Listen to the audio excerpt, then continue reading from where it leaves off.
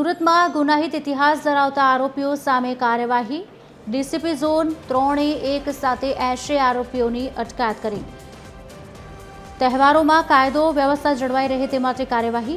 ચોક બજાર, મહિધરપુરા અને લાલગેટ વિસ્તારના આરોપીઓની અટકાયત। અગાઉ અલગ અલગ ગુનામાં પકડાયેલા 80 આરોપીઓ સામે અટકાયતી પગલાં। પોલીસે આરોપીઓને કડક શબ્દોમાં ચીમકી આપી।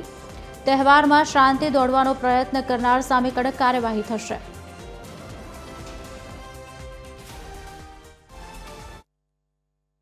આજરોજ ઝોન 3 વિસ્તારનો જે ઈ ડિવિઝન છે, જેમાં મહિધરપુરા, લાલગેટ અને ચોક બજાર 3 પોલીસ સ્ટેશનનો સમાવેશ થાય છે। આ 3 પોલીસ સ્ટેશનની અંદર અગાઉ જે ગુનેગારો શરીર સંબંધી ગુનેગાર રહી ચૂકેલા છે, તડીપાર થઈ ચૂકેલા છે, હિસ્ટ્રી શીટર છે, એનડીપીએસના આરોપીઓ છે, તો આવા વિવિધ પ્રકારના આરોપીઓને આજે અહીંયા ભેગા કરવામાં આવેલા છે। અને આવતો જે સમય છે, જેની અંદર વિવિધ તહેવારો આવતા હોય, લો એન્ડ ઓર્ડરની પરિસ્થિતિ સચવાઈ રહે તે માટે આ તમામ આરોપીઓની વિરુદ્ધમાં એક સાથે આજે અટકાયતી પગલાં લેવામાં આવનાર છે।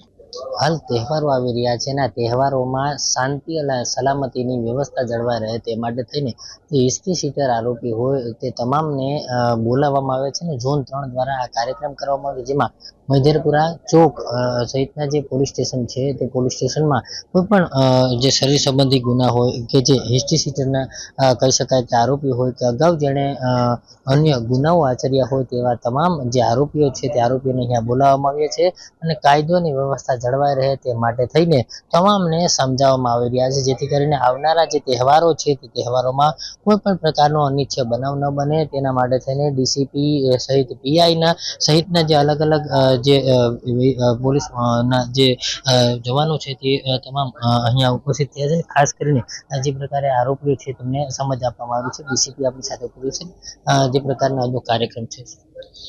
આજરોજ ઝોન 3 વિસ્તારનો જે ઈ ડિવિઝન છે, જેમાં મહિધરપુરા, લાલગેટ અને ચોક બજાર 3 પોલીસ સ્ટેશનનો સમાવેશ થાય છે। આ 3 પોલીસ સ્ટેશનની અંદર અગાઉ જે ગુનેગારો શરીર સંબંધી ગુનેગાર રહી ચૂકેલા છે, તડીપાર થઈ ચૂકેલા છે, હિસ્ટ્રી શીટર છે, એનડીપીએસના આરોપીઓ છે, તો આવા વિવિધ પ્રકારના આરોપીઓને આજે અહીંયા ભેગા કરવામાં આવેલા છે। અને આવતો જે સમય છે, જેની અંદર વિવિધ તહેવારો આવતા હોય, લો એન્ડ ઓર્ડરની પરિસ્થિતિ સચવાઈ રહે તે માટે આ તમામ આરોપીઓની વિરુદ્ધમાં એક સાથે આજે અટકાયતી પગલાં લેવામાં આવનાર છે।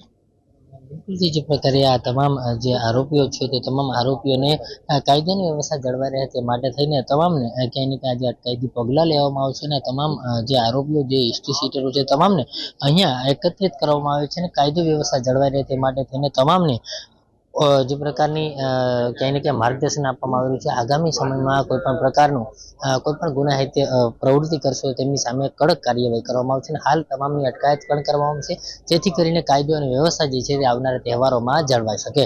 કેમેરામેન જેસ મિસ્ત્રી સાથે દિવેશ પરમાર, ટીમ 13 ન્યૂઝ, સુરત।